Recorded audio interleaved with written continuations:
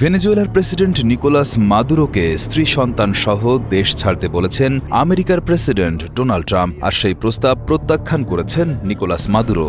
ঘটনার সূত্রপাত একটি গোপন ফোনালাপকে কেন্দ্র করে, যেখানে ট্রাম্প মাদুরোকে সরাসরি ক্ষমতা ছেড়ে অবিলম্বে দেশ থেকে পালানোর প্রস্তাব দিয়েছিলেন।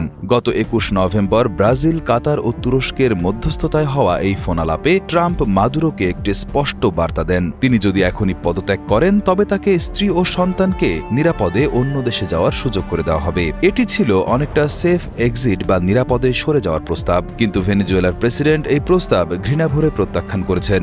মাদুরো পাল্টা শর্ত হিসেবে নিজের ও মিত্রদের জন্য আন্তর্জাতিক আইনি সুরক্ষা এবং সেনাবাহিনীর উপর নিজের নিয়ন্ত্রণ বজায় রাখার দাবি জানান। ওয়াশিংটন মাদুরোর এই দাবি মানতে নারাজ, উল্টো তাকে মাদক চোরাচালান ও সন্ত্রাসী কর্মকাণ্ডের দায়ে অভিযুক্ত করেছে। ট্রাম্প প্রশাসন মাদুরোকে কার্টেল দে লস সোলস নামের একটি মাদক পাচারকারী গোষ্ঠীর অংশ হিসেবে চিহ্নিত করেছে এবং ভেনেজুয়েলার আকাশসীমা বন্ধের ঘোষণা দিয়েছে।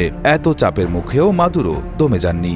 আপনারা সম্পূর্ণ নিশ্চিত থাকুন, আমি আমার কমান্ডর হুগো চাভেজের দেহের সামনে শপথ করেছিলাম বিদায় জানানোর আগে নিজের জীবন ও মানসিক শান্তির বিনিময়েও সম্পূর্ণ আনুগত্যের শপথ করেছি। তেমনি আপনাদের প্রতিও সম্পূর্ণ আনুগত্যের শপথ করছি। নিশ্চিত থাকুন, আমি আপনাদের কখনো বিশ্বাসঘাতকতা করব না, কখনো না। গত সোমবার প্রেসিডেন্সিয়াল প্যালেসের সামনে এক সমাবেশে তিনি জনগণের প্রতি নিঃশর্ত আনুগত্যের শপথ নিয়েছেন। এ সময় সঙ্গে ছিলেন তার স্ত্রী সেলিয়া ফ্লোরেস এবং স্বরাষ্ট্রমন্ত্রী দিওসদাদো কাবেলো, যার মাথায় পরা লাল টুপিতে লেখা ছিল সন্দেহ মানেই বিশ্বাসঘাতকতা। মাদুরো ও তার মিত্ররা মনে করছেন ট্রাম্পের সামরিক অভিযানের হুমকি আসলে শুধুই ফাঁকা আওয়াজ। তবে দুই পরাশক্তির এই রেষারেষি ভবিষ্যতে কোন দিকে মোড় নেয় তা নিয়ে বিশ্বজুড়ে কৌতূহল তুঙ্গে।